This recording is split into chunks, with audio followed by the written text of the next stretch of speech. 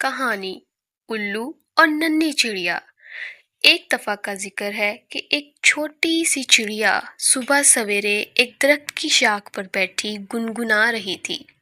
وہ بہت خوش تھی اور اپنے دوستوں کو بلانا چاہتی تھی۔ پیڑ کے دوسرے کونے پر ایک الو نڈھال بیٹھا ہوا تھا جو رات بھر سے جاگ رہا تھا۔ صبح اسے بہت نیند آ رہی تھی، اس لیے اس نے چڑیا سے بولا، چپ ہو جاؤ، مجھے سونے دو۔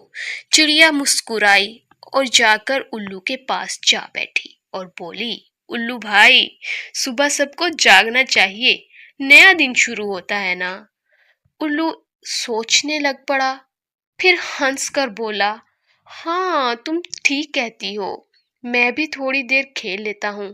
دونوں مل کر پیڑ کے آس پاس اڑنے لگے اور بہت مستی کی اور دونوں دوست بن گئے۔ پیارے بچوں، اس کہانی سے ہمیں یہ سبق ملتا ہے کہ ہر وقت غصہ کرنے کی بجائے تھوڑی مسکراہٹ اور دوستی بہت زیادہ خوشی دیتی ہے۔